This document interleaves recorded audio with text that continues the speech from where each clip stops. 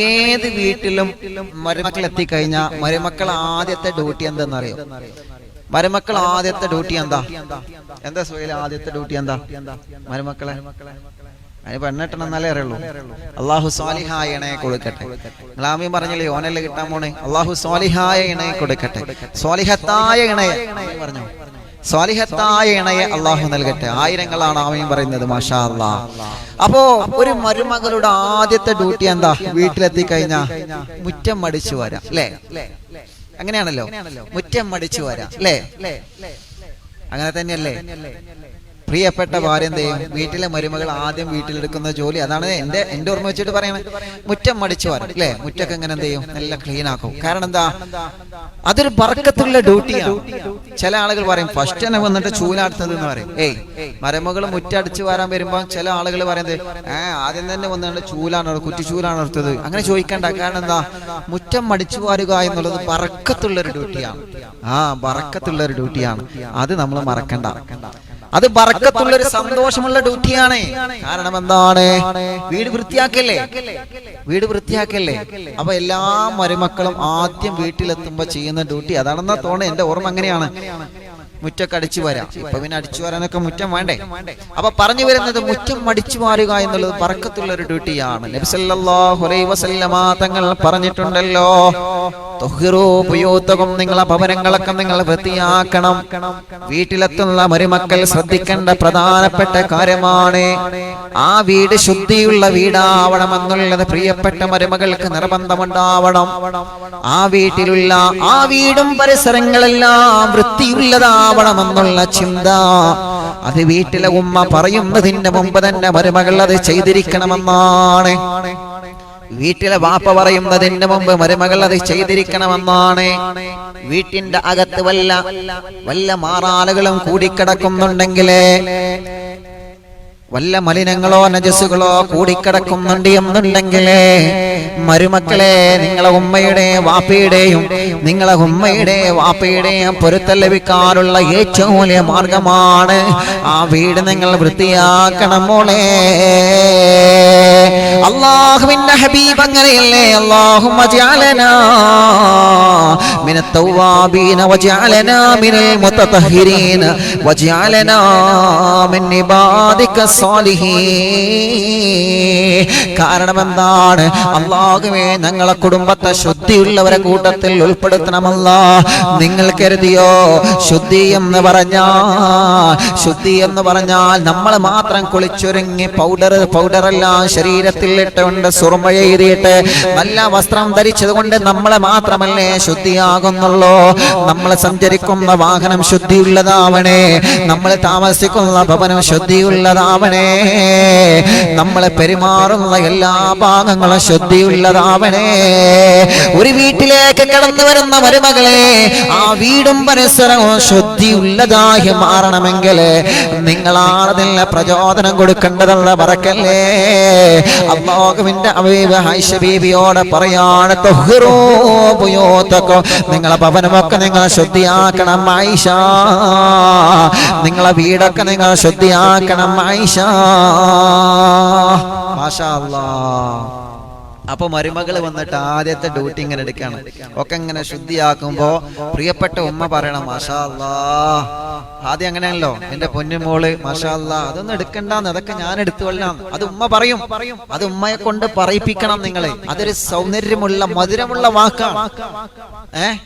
ഉമ്മ പറയുന്നത് അതൊന്നും എടുക്കണ്ട കുഞ്ഞോളെ, അവിടെ നിന്നോട്ടെ, ഞാൻ എടുത്തോളാം എന്ന് പറയും നമ്മോട്. നമ്മള് അമ്മ നിങ്ങൾ എടുക്കോ, അവൻ നിങ്ങൾ എടുത്തോളി എന്ന് പറഞ്ഞിട്ട് ചൂല് അവിടെ ഇട്ടുകാണ്ട് ചൂലും ഉമ്മാന്റെ മടി കറിഞ്ഞാണ്ട് നമ്മള് പോയി നോക്കാം, നമ്മളെ പണിയൊക്കലല്ല. അല്ല ഉമ്മ, അത് ഞാൻ എടുത്തോളാം. നമ്മുടെ പ്രിയപ്പെട്ട ഭർത്താവിന്റെ ഉമ്മ നമ്മളോട് നമുക്കൊരു പ്രയാസം വരരുത് എന്ന നിലയ്ക്ക് നമ്മളോട് പറയും, ഉമ്മ അതൊന്നും നിങ്ങൾ എടുക്കണ്ട, അതൊക്കെ ഞാൻ എടുത്തോളാം, അതൊക്കെ ഞാൻ ചെയ്യുമല്ലോ, അല്ല മോളെ അതൊക്കെ ഞാൻ ചെയ്തല്ല, മോളിപ്പോ അവിടെ ചെന്നിരുന്നോ എന്നൊക്കെ പ്രിയപ്പെട്ട ഉമ്മ പറയും. സൗന്ദര്യത്തിന്റെ വാക്ക് പറയും. അപ്പൊ മരുമക്കൾ എന്താ പറയണേ? വേണ്ട ഉമ്മ, ഞാൻ എടുത്തോളാം എന്ന് പറഞ്ഞിട്ട് മരുമക്കളാ ഡ്യൂട്ടി എടുക്കണം. നേരെ മറിച്ച് ഉമ്മ പറഞ്ഞു നിങ്ങൾ എടുക്കും, ശരി എന്ന് പറഞ്ഞിട്ട് പോവല്ലേ വേണ്ടിയത്. അതൊരു സന്തോഷത്തിന്റെ വാക്കാ. അപ്പൊ ഭർത്താവിന്റെ ഉമ്മയും ബാപ്പയും എന്ത് ചെയ്യണം? മാഷാ അല്ലാഹ്, എന്റെ പൊന്നുമോൾ അവിടേക്ക് വൃത്തിയാക്കിയല്ലോ, അൽഹംദുലില്ലാഹ്, വളരെ സന്തോഷായിട്ടോ, ഒരു പോസിറ്റീവ് വാക്ക് കൊടുക്കണം. നേരെ മറിച്ച് ഇങ്ങനെ എന്താ എനിക്ക് കണ്ണില്ലേ, അവിടെ ഒരു ഇല കണ്ടില്ലേ, പെരീന്ന് അടിച്ചു വരലില്ലേ? പെരീന്ന് അടിച്ചു വര ശീലല്ല. അവിടെ കണ്ടില്ലേ, അവിടെ ഇല കണ്ടില്ലേ, അതിന് ആരെടുക്കുക? അങ്ങനെ പറയരുത്. നമ്മള് പാവങ്ങളല്ലേ, അങ്ങനെ പറയില്ല. ഒരു സ്നേഹമുള്ള ഉമ്മയും ബാപ്പയെന്ന് അങ്ങനെ പറയില്ല. പറയോ? അങ്ങനെ പറയൂല. പക്ഷെ പലരും അങ്ങനെ പറയിപ്പിക്കാം. പലരും ഉസ്താദ് നിങ്ങളെ പറയും പോലെ എന്നല്ല എന്റെ വീട്ടിലെ ഉമ്മ. അപ്പൊ പലരും പറയത് അങ്ങനെയൊന്നും പറയരുത്. നമ്മളാണ് ഒരാളെ നല്ല രൂപത്തിലും ഒരാളെ ദേഷ്യത്തിലുമാക്കുന്നത്. പിന്നെ ഉമ്മമാർക്ക് അവരുടേതായ ഒരു പ്രൗഢിയും അവരുടേതായ വാക്കുകളൊക്കെ ഇല്ലാതിരിക്കോ? നമ്മളാണ് ഉമ്മയും ബാപ്പയും നല്ല രൂപത്തിൽ കൊണ്ടുവരേണ്ടത്. ചില ഉമ്മമാരുണ്ട്, ബാപ്പമാരുണ്ട്, മരുമക്കൾ എന്ത് ചെയ്താലും കുറ്റം മാത്രമേ പറയുള്ളൂ. അവർക്ക് കുറ്റം മാത്രമേ പറയാൻ പറ്റുള്ളൂ, കഴിയുള്ളൂ. അങ്ങനെ തന്നെ മരുമക്കളെ കുറിച്ച് കുറ്റം പറയാം. നിങ്ങൾ അതിലേക്ക് ഇൻഷാ അല്ലാഹ് നമ്മുടെ വിഷയം പിന്നെ വരുന്നുണ്ട്, അപ്പൊ ചർച്ച ചെയ്യാൻ വിചാരിച്ചിരിക്കണം. മരുമക്കളെ മാത്രം കുറ്റം പറയുന്ന ഉമ്മമാരുണ്ട്, വാപ്പമാരുണ്ട്. അങ്ങനെ പറയരുത്. ഈ മരുമക്കളെ കുറ്റം പറയുന്ന ഉമ്മമാര് വാപ്പമാര് ആലോചിച്ച് നോക്കിയിട്ട് ഈ മരുമക്കളെ കൊണ്ടുവന്നതാരാ? നിങ്ങളല്ലേ? വേറെ ലോല് കൊണ്ടുവന്നല്ലോ, നിങ്ങളാണല്ലോ സെലക്ട് ചെയ്ത് കൊണ്ടുവന്നത്. വരെയും വീട്ടിലേക്ക്, നിങ്ങളെ വീട്ടിലേക്ക് ഒരു സൗന്ദര്യത്തിനെ, നിങ്ങളെ വീട്ടിലേക്ക് നിങ്ങളെ പ്രിയപ്പെട്ട പൊന്നമോനെ ഭാര്യയായിട്ട് കൊണ്ടുവന്നതാരാ? നിങ്ങളല്ലേ?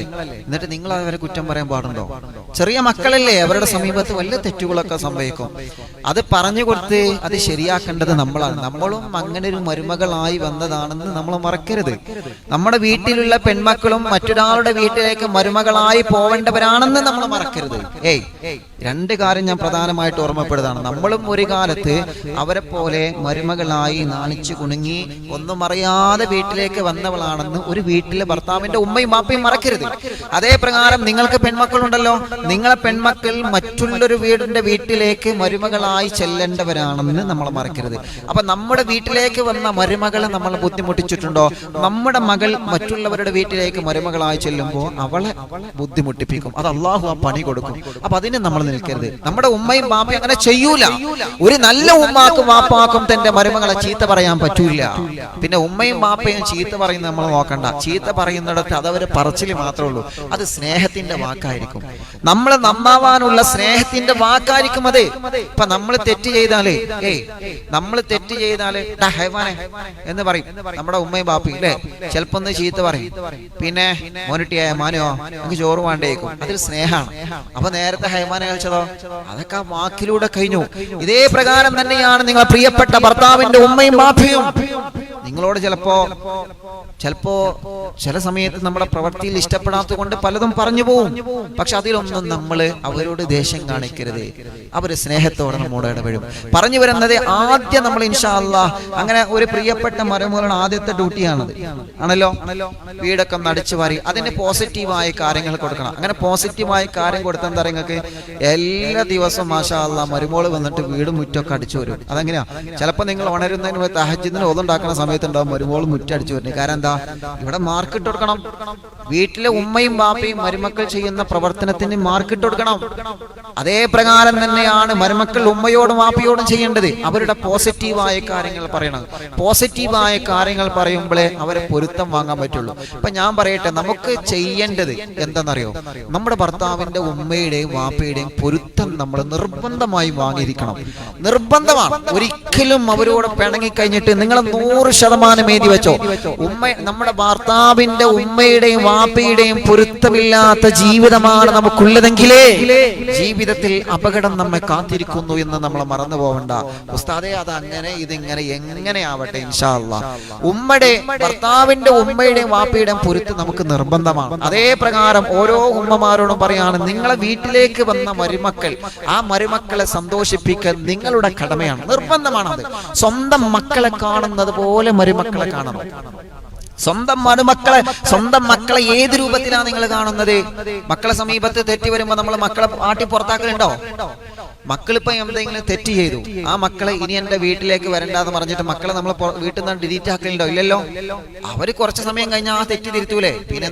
പിന്നെന്താ നിങ്ങളെ മകന്റെ മോള് ചെറിയൊരു തെറ്റ് ചിലപ്പോ ജീവിതത്തിൽ സംഭവിച്ചാല്, എന്തെങ്കിലും ഒരു പിഴവ് സംഭവിച്ചാൽ പിന്നെ നിങ്ങൾ ത്വലാഖിനെ കുറിച്ച് ആലോചിക്കുന്നത് എന്തിനാ? അത് പറ. നിങ്ങള് ഇനി മോളുടെ ജീവിതത്തിൽ എന്തെങ്കിലും ഒരു പാകപ്പിഴവ് സംഭവിച്ചു, ഒരു ഉദാഹരണത്തിന് എന്തെങ്കിലും ചിലപ്പോൾ അറിയാത്ത പരിചയമില്ലാത്ത വീട്ടിൽ നിന്ന് വരികയാണ്, പരിചയമില്ലാത്ത വീട്ടിലേക്ക് വരികയാണ്, ചിലപ്പോൾ പ്രവർത്തനങ്ങളിലൊക്കെ ചില വിഷമങ്ങളിൽ ചില പ്രയാസങ്ങളൊക്കെ കണ്ടിരിക്കാം. പക്ഷെ അതിന്റെ പേരില് ആ മരുമകളെ വീട്ടിൽ പോവാൻ പറയാം, ആ മരുമകൾക്ക് പിന്നെ ഫോൺ വിളിക്കൂല, ആ മരുമകളെ പിന്നെ തീരെ മൈൻഡില്ല, അങ്ങനെ ഒരു മരുമകൾ ഇങ്ങനത്തെ ഒരു സാധനം ഉണ്ട് തന്നെ ഒരു പരിചയമില്ല, അവരുടെ വിശേഷം അറിയുന്നില്ല, ഇവിടെ എന്തെങ്കിലും പ്രശ്നം നടന്നാൽ അവൾ അറിയിക്കുന്നില്ല. ഇതൊക്കെ മാനസികമായ ഒരു പീഡിപ്പിക്കലാണ് അല്ലേ? ചില ഉമ്മമാരും വാപ്പമാരെങ്ങനെ ചെയ്യാറുണ്ട്. മാറ്റിവെക്കണം നമ്മൾ. ഞാൻ പറയാണ്, നിങ്ങളെ കാരണം കൊണ്ട് ആവശ്യമില്ലാതൊരു മരുമകളെ കണ്ണു പറഞ്ഞാൽ ഭർത്താവിന്റെ ഉമ്മയും വാപ്പയും ശ്രദ്ധയോടെ കേട്ടിരിക്കുക.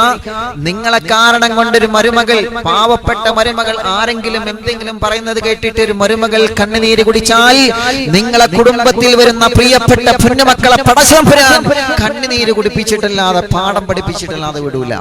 അത് നിങ്ങൾ എഴുതി വെച്ചോളി. നേരെ തിരിച്ചും അങ്ങനെയാണ് പൊന്നുമക്കളെ. നിങ്ങളെ കാരണം കൊണ്ട് നിങ്ങളെ പ്രിയപ്പെട്ട ഭർത്താവിന്റെ ഉമ്മയും ബാപ്പയും കണ്ണുനീര് കുടിച്ചാൽ നിങ്ങളുടെ ഒരു വാക്കുകൊണ്ട് നിങ്ങൾ ഭർത്താവിനോട് അതും ഇതൊക്കെ പറഞ്ഞു കൊടുത്തിട്ട് ഭർത്താവ് ഉമ്മയുടെയും വാപ്പയുടെയും മുഖത്തടിച്ച, ഭർത്താവ് ഉമ്മയോടും വാപ്പയോടും പിണങ്ങി കഴിഞ്ഞാൽ ഉറപ്പാ 500 വട്ടം നിങ്ങൾ എഴുതി വെച്ചോ, അള്ളാഹു നിങ്ങളെ പാഠം പഠിപ്പിക്കും. അതുകൊണ്ട് കുടുംബ ജീവിതം എന്ന് പറഞ്ഞാൽ അഡ്ജസ്റ്റ്മെന്റിൽ അങ്ങോട്ടും ഇങ്ങോട്ടും സന്തോഷത്തോടെ മുന്നോട്ട് പോകേണ്ടത് ഒരു വലിയ സംഭവമാണ്. അത് കൈവിടരുത് നമ്മള്. അപ്പൊ പ്രിയപ്പെട്ട മരുമക്കൾ ഒരു കാര്യം ചെയ്യുമ്പോൾ പോസിറ്റീവ് കൊടുക്കണം നമ്മള്. അപ്പൊ അടിച്ചു വാരിയൊക്കെ വൃത്തിയാക്കുമ്പോ മാഷാ അല്ലാ മോളെ ഒന്ന് ഉഷാറായിക്കണല്ലോ, ഒന്ന് റാഹത്തായിക്കണല്ലോ, എന്നാ നാളെ മോളെ സമയമായിട്ടുണ്ടോ അടിച്ചു വാരിനിട്ടോ നിങ്ങൾ പറയേണ്ടി വരില്ല. മരുമകൾ അത് ചെയ്തുകൊള്ളും.